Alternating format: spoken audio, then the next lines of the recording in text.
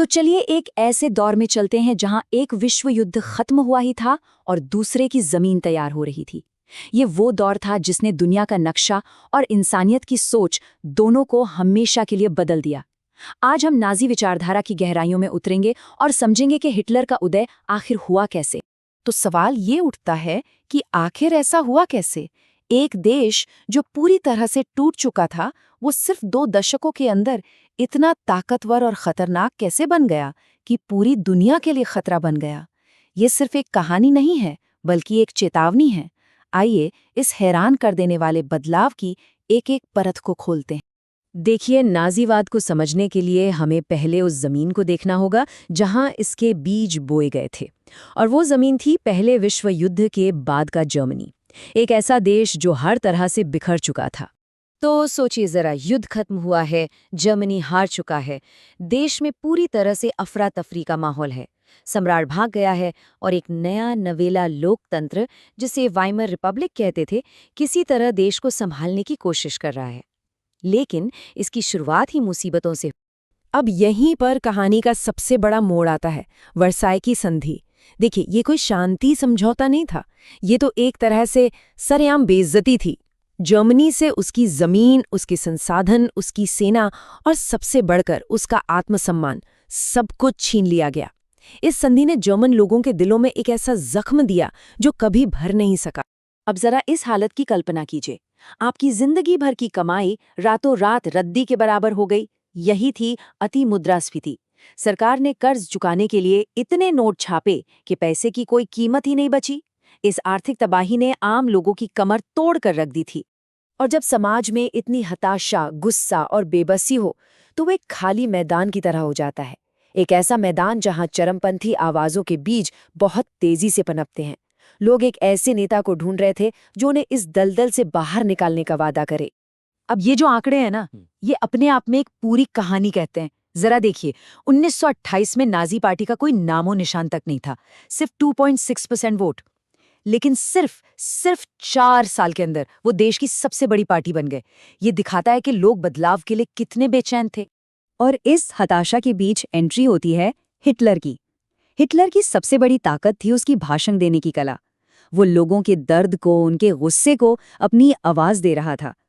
उसने एक महान जर्मनी का सपना दिखाया, खोया हुआ सम्मान वापस दिलाने का वादा किया, और ये वादे उस वक्त के टूटे हुए जर्मनी के लिए किसी मरहम की तरह थे। तो हिटलर सत्ता में तो आ गया, वो भी कानूनी तरीके से, पर उसका असली मकसद लोकतंत्र को चलाना नहीं, बल्कि उसे जड़ से उखाड़ फेंकना था। और उसने ये काम बहुत ही तेजी और चालाकी से किया। और ये सब कितनी तेजी से हुआ, ये देखना हैरान करने वाला है। ये कुछ ही हफ्तों का खेल था। पहले चांसलर बनना, फिर संसद की एक आग का बहाना बनाकर लोगों के सारे अधिकार छीन लेना, और आखिर में इनेबलिंग एक्ट पास करवाकर सारी ताकत अपने हाथ में ले लेना। बस, जर्मनी का लोकतंत्र खत्म। चलिए अब जरा घटनाओं के सिलसिले को यहीं रोकते हैं और उस सोच को समझने की कोशिश करते हैं जो इस सब के पीछे थी। मतलब, नाजी ऐसा क्यों कर रहे थे, उनकी विचारधारा क्या थी? क्योंकि यही वो जहरीली सोच है जिसने लाखों लोगों की जान ली।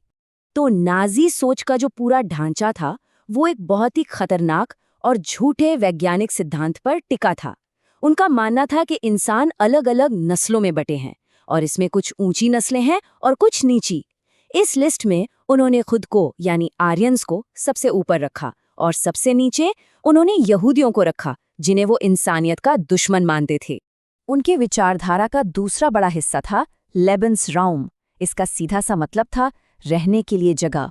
हिटलर का मानना था कि जर्मन नस्ल को फलने फूलने के लिए और जमीन चाहिए, और ये जमीन कहाँ से आएगी?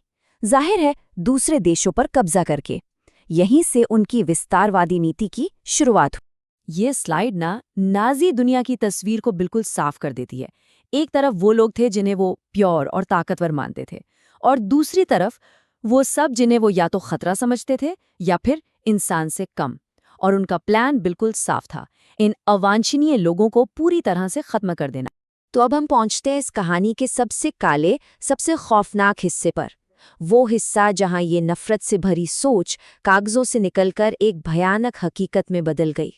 एक बात समझनी बहुत जरूरी है, ये सब कुछ अचानक नहीं हुआ। ये एक बहुत ही सोची समझी एक-एक करके कदम उठाने वाली योजना थी। पहला कदम, समाज से अलग थलग कर दो।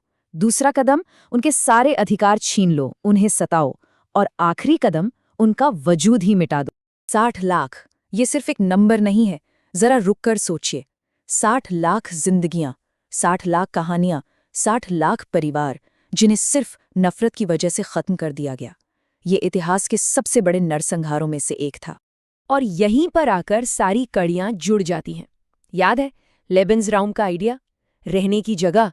बस उसी जमीन को हासिल करने के लिए जर्मनी ने पोलैंड पर हमला किया, और इसी हमले के साथ दूसरे विश्व युद्ध की आग भड़क उठी। विचारधारा ने दुनिया को युद्ध में झोंक दिया। तो ये कहानी सिर्फ इतिहास की किताबों के लिए नहीं है, ये हमें एक बहुत बड़ा सवाल पूछने पर मजबूर करती है। हम उन खतरनाक संकेतों को कैसे पहचानें जब कोई नफरत भरी विचारधारा धीरे धीरे एक देश की नीति बनने लगती है। ये एक ऐसा सवाल है जिसका जवाब हम सबको मिलकर खोजना होगा, ताकि इतिहास की ये भयावह गलती फिर कभी न दोहराई जाए।